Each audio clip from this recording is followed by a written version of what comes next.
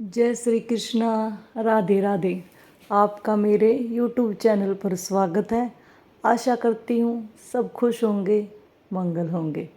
दोस्तों, एक बार एक बूढ़ी मैया जो कि वृंदावन के पास एक गांव में रहती थी।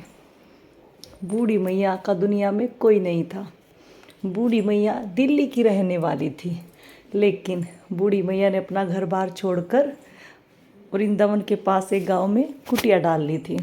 अब बूढ़ी मैया एक लड्डू गोपाल की सेवा करती थी और बांके बिहारी जी का नाम लेती रहती थी।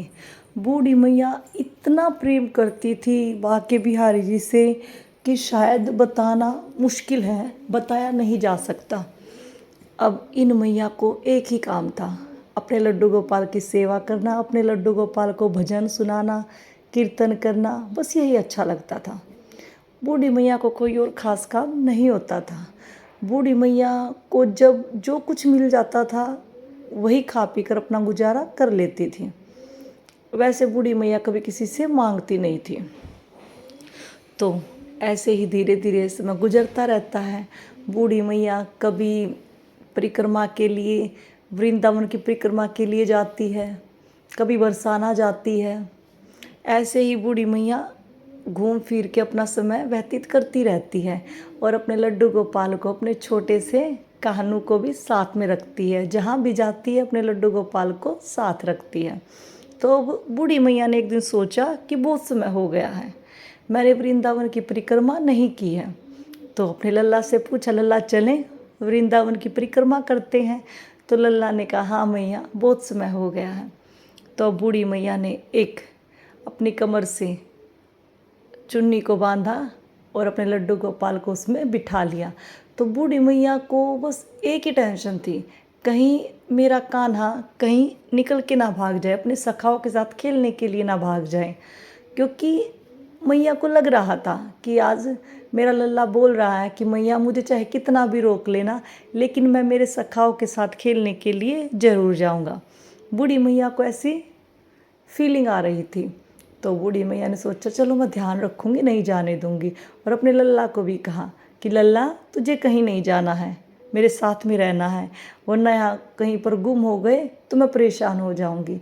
अब बूढ़ी जो हो गई हूँ। तो लल्ला मुस्कुराता है। अब बूढ़ी मैया वृंदावन की परिक्रमा कर रही थी। बहुत सारे लोग घूम रहे थे, चल रहे थे, सब परिक्रमा के लिए तैयार थे। तो बूढ़ी मैया परिक्रमा करते करते अपने लल्ला को देखती रहती है। कभी अपने लल्ला को खिलाती है, कभी बिठाती है, कभी आराम कराती है, ऐसे ही परिक्रमा करती रहती है। तो अब बूढ़ी मैया रुकती है तो क्या देखती है कि उनकी पोटली में पीछे लल्ला नहीं है। तो बूढ़ी मैया ज़ोर ज़ोर से चिल्लाती है, सब लोग इकट्ठा हो जाते हैं कि मैया क्या हुआ है। तो बूढ़ी मैया ने बताया, ऐसे ऐसे मैंने लल्ला को बांध रखा था और वो भाग गया है, आपने कहीं देखा?